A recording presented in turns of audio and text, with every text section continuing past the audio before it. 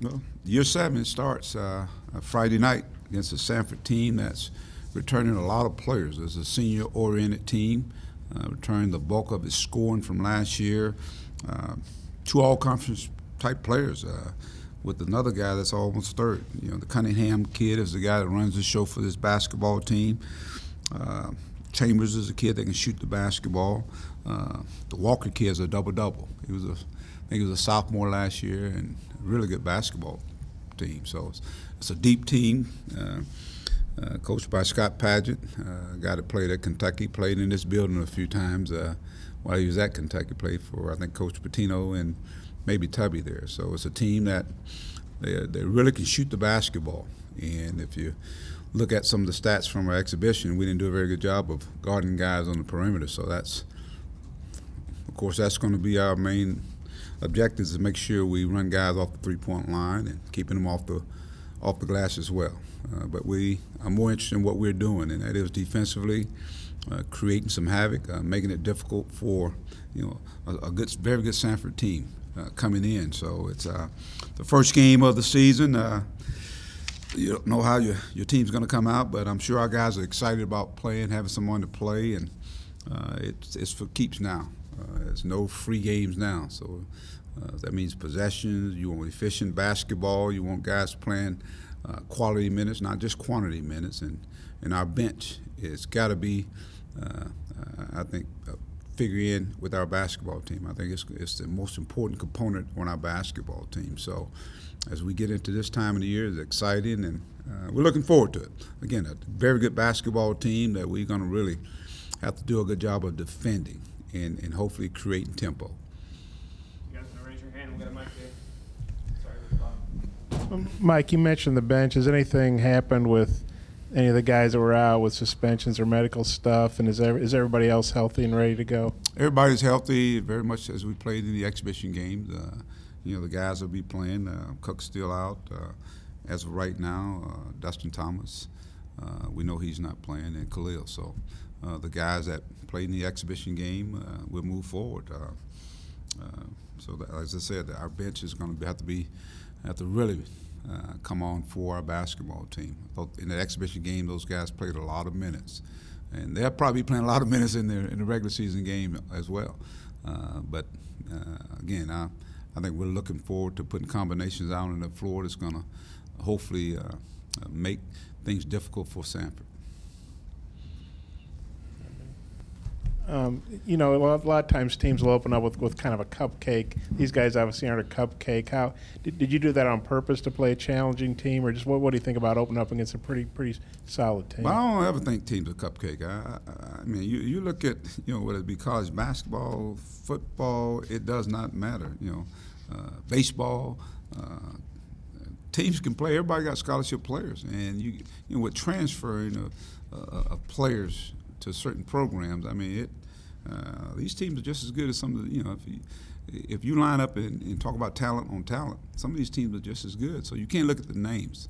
But when you talk about a Samford team, without a doubt, they're picked to win their league. And so it's a challenge for us to start off, but we find out a lot more about our basketball team. Having, 6 seniors on your team, obviously 4 will be playing, but this is, I think, a schedule that's a challenge for this type of team. And we find out real quick where we are because of, as you move on down that schedule, the next game, the PK80, you're playing those types of teams. So we jump right into it, and for players, I'm sure they like playing against teams, good teams, and so we start off right off the bat playing against an excellent team in Samford. Obviously, you guys like to play fast and with pace. Does having maybe only 8 guys affect how much you press or can play as fast with guys like having to play like into 30 minutes or so? Well, the press, obviously we want to disrupt, but I think there's different ways. You can still play fast. You can still play half-court defense and play fast. So it doesn't necessarily have to be the pressing style. And I thought we were one of those teams last year. I mean, we didn't press as much last year. I think we averaged almost 75. I don't know how many points we averaged, but there were nights when we shot it well and our defense was really good. We scored in the 80s. But as I said, once we get people in this building here, we obviously want to get our fans involved in it. And there's a style of play that excites fans here. And not only excites fans here, it excites us too. And if we're doing the things that we're supposed to do, and that is causing disruption, the pace can speed up. So I'm sure Samford will want to control the tempo. They play a lot of zone, so it's a team that we're going to have to make shots. We're going to have to make shots, but more importantly, we're going to have to defend. I don't know if you're ready to comment on the guys who have signed, since they all haven't signed yet, but if not, could you just talk about the class in general and what this class will provide? No, once we get everything, we'll talk about it all at once about the class. First, I want to say our staff, I set a charge with them in terms of identifying guys that fit what we want to do. And I think so as you talk about what type of players that we're wanting in our program, we're losing 6 guys, and so you got to be able to bring in quality guys, guys that fit the culture. And so with that class, I think we identified some guys, and hopefully when I get a chance to talk about them, I can maybe be a little bit more in detail, but we feel it's going to be a good day. How about that? It's going to be a good day. And something else, you probably aren't ready to announce your starting lineup, but do you have an idea of where you want to go with the You got some lineup? good questions today, don't you, huh? You're so right. Bob used to have that question there, but somebody beat you to it, Bob.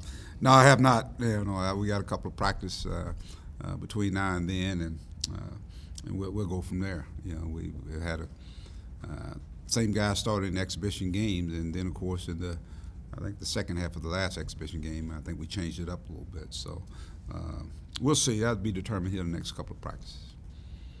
Looking out for in Daniel's college debut, and do you feel like the teams are ready to open the season with real games that count? Yeah, I think our guys are ready to play somebody. They're tired of beating up on each other. They're tired of hearing me just chomping on the bits, getting on them, with certain things, and so it gets kind of monotonous. And when they start getting physical and real testy, we had a practice on Monday, and it was probably one of our most physical. I'm talking about guys were just kind of going at each other. And I was just happy to get out of that practice with nobody going down. So hopefully they are ready to go and play someone other than themselves. And of course, it's that time of the year. It's the season opener, and in terms of Daniel, just continue to progress. That's all I want him to do. Come out and do the things he's been doing in practice. I always talk about taking your practice to the game, so that hadn't changed. And I want him to come out with the understanding of just bring your practice to the game. You don't have to do anything spectacular. And if you do that, then we're going to be okay. And Coleman, who played at Alabama, I know he had a great game here. I think when he was a freshman. He hadn't played, so I don't know if he's hurt or what, but what do you remember about him? Well, yeah, we recruited him. I mean, he's a quick little, just real smart player. He's like a coach out on the floor. He can create for others, and he can shoot the basketball as well. And he loves big moments, and he loves big stages, as he showed. There was a team we had. Bobby and them was here. I mean, this kid was unbelievable that night. So, but he's someone I know about. He's from the same city I'm from, but he gives them a guy that's played at this level, that's played in this building. So he can be that little leader, that little coach on the floor for them. And so we got to prepare for, again, not only him. I think the Cunningham kid is a very, very good basketball player. He led the league in assists. And then, of course, they have a young guy, I think, Shaky, little guard who led the league in steals. So they got a really good basketball team. Transferring Thompson, the kid that played at Auburn, a stretch forward, can really shoot the basketball. It's a team that shoots three-pointers. They've shot, I think, half of their shots in the 2 exhibition games have been three-pointers, and they make them too.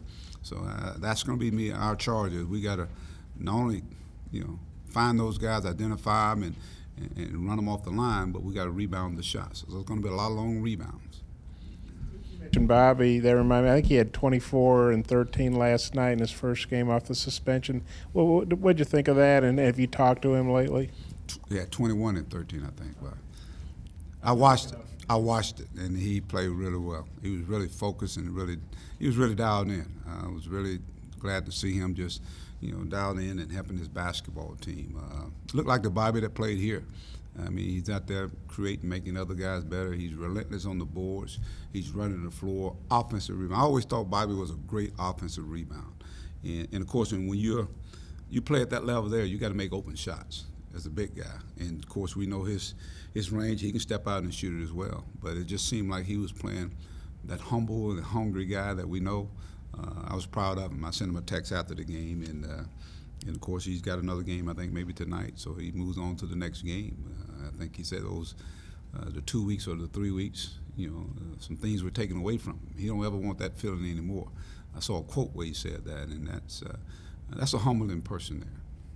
With as much as they shoot threes, does that maybe change the way that you defend the pick and roll, kind of like you did on Friday?